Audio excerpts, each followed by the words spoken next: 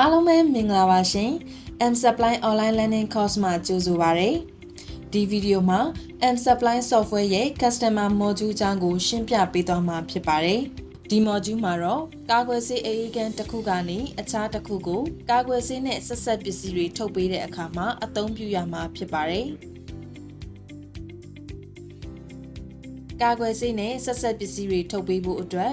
M Supply Software မှာအရင်ဆုံး Customer Module ကိုရွေးချယ်ထားရပါမယ်။အဲ့လိုဆိုရင်တော့ Customer Module နဲ့သက်ဆိုင်တဲ့ features တွေကိုအခုပုံပါအတိုင်းမြင်တွေ့ရမှာဖြစ်ပါတယ်။အဲ့ဒီအထက်ကမှ Customer List နဲ့ Customer Invoice အကြောင်းကိုပြောပြပေးမှာဖြစ်ပါတယ်။ Customer List ဆိုတာကတော့မိမိရဲ့ကာကွယ်ဆေးအရေးခန်းကနေကာကွယ်ဆေးနဲ့ဆက်ဆက်ပစ္စည်းတွေကိုဖြန့်ဖြူးပေးရမယ့်ကျန်းမာရေးဌာနတွေရဲ့နာမည်စာရင်းတွေကိုပြောတာဖြစ်ပါတယ်။အဲ့ဒီကျန်းမာရေးဌာနတွေရဲ့နာမည်စာရင်းတွေကို M Supply Software ရဲ့ Customer ဆိုတဲ့နေရာမှာထည့်သွင်းမှတ်သားထားပြီးသားဖြစ်ပါတယ်။အဲ့ဒီစာရင်းတွေကိုကြည့်ဖို့အတွက်ဒီ list button ကိုနှိပ်လိုက်ပါ။ Show Customer pop-up box ပေါ်လာပါလိမ့်မယ်။ပြီးရင် File ကိုနှိပ်ပါ။ဒါဆိုရင်တော့မိမိကကာကွယ်ဆေးနဲ့ဆက်ဆက်ပစ္စည်းတွေထုတ်ပေးတဲ့အခါမှာအသုံးပြုရမယ့်နာမည်စာရင်းကိုအခုလိုမြင်တွေ့ရမှာဖြစ်ပါတယ်။အခုနောက်ထပ်ပြောပြပေးမယ့်အပိုင်းကတော့မိမိကာကွယ်ဆေးအရေးခန်းကနေအခြားတစ်ခုကိုကာကွယ်ဆေးနဲ့ဆက်ဆက်ပစ္စည်းတွေကိုထုတ်ပေးတဲ့အခါမှာအသုံးပြုရမယ့် Customer Invoice အသုံးပြုပုံကိုပြောပြမှာဖြစ်ပါတယ်။ဆေးပစ္စည်းတွေထုတ်ပေးဖို့အတွက် Issue Voucher စရိုက်တော့မယ်ဆိုရင်ဒီ Customer Invoice အကွက်မှာရှိတဲ့ plus sign ကိုနှိပ်လိုက်ပါပေါ်လာတဲ့ Customer Invoice မှာမိမိဆေးထုတ်ပေးမဲ့ကာကွယ်ဆေးအရေးကန်ဒါမှမဟုတ်ကျန်းမာရေးဌာနရဲ့နာမည်ကိုအရင်ဆုံး name အကွက်မှာရိုက်ထည့်ရပါမယ်အဲ့လိုရိုက်ထည့်လိုက်တဲ့အခါမှာမိမိထုတ်ပေးမဲ့ကျန်းမာရေးဌာနရဲ့နာမည်အစစလုံးကိုရိုက်ပြီး keyboard ပေါ်က tab ခလုတ်ကိုနှိပ်ပေးလိုက်ပါမိမိထုတ်ပေးမဲ့ကျန်းမာရေးဌာနရဲ့နာမည်ပေါ်လာပါလိမ့်မယ်တကယ်လို့ကျန်းမာရေးဌာနရဲ့နာမည်အစစလုံးစင်တူတာမျိုးရှိနေရင်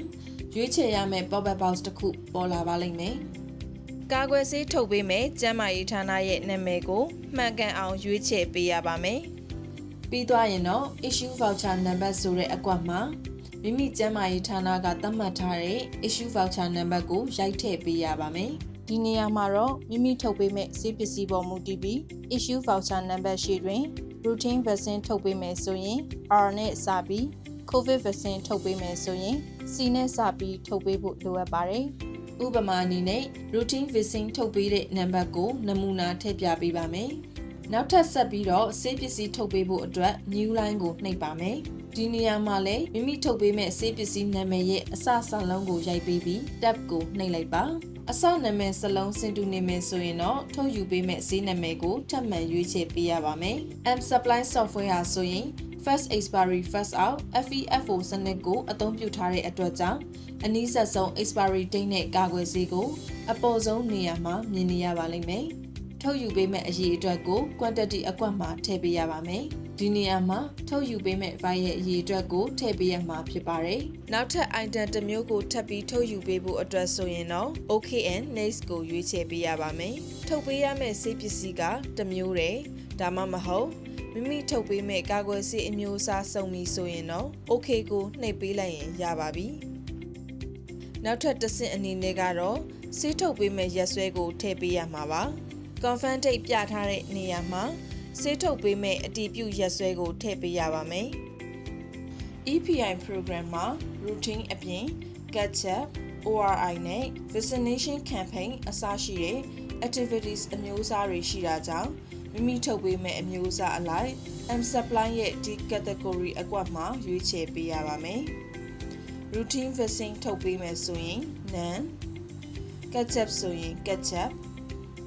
Special Immunization ဆိုရင် Special Immunization ဆိုတာမျိုးကိုရွေးချယ်ပေးရပါမယ်။ဒီ voucher ကတော့ Routine vaccine ထုတ်ပေးမှာဖြစ်တဲ့အတွက် None ကိုပဲထားလိုက်ပါမယ်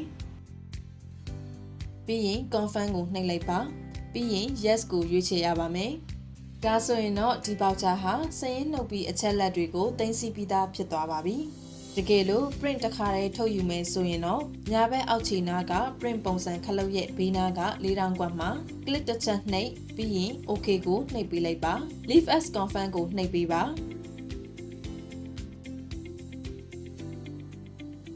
အဲဒီနောက်ပေါ်လာတဲ့ printing option မှာသက်ဆိုင်ရာ EPI LMIS file ကိုပြန်ရွေးပေးပြီး print ထုတ်ယူနိုင်ပါတယ်ဒီသင်ခန်းစာမှာတော့ LMIS file 07ကို preview အနေနဲ့ထုတ်ပြပေးလိုက်ပါတယ်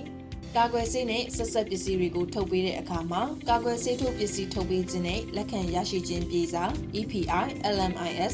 07နဲ့ EPI LMIS 08ကိုအသုံးမပြုဘဲနဲ့ထုတ်ယူပေးလို့မရနိုင်ပါဘူးဒီဗီဒီယိုကိုကြည့်ရှုပြီးတဲ့အခါမှာ M-Supply Software ရဲ့ Customer Module အကြောင်းကိုသိရှိနားလည်သွားပြီလို့ယူဆပါတယ်အားလုံးကိုကျေးဇူးတင်ပါတယ်ရှင်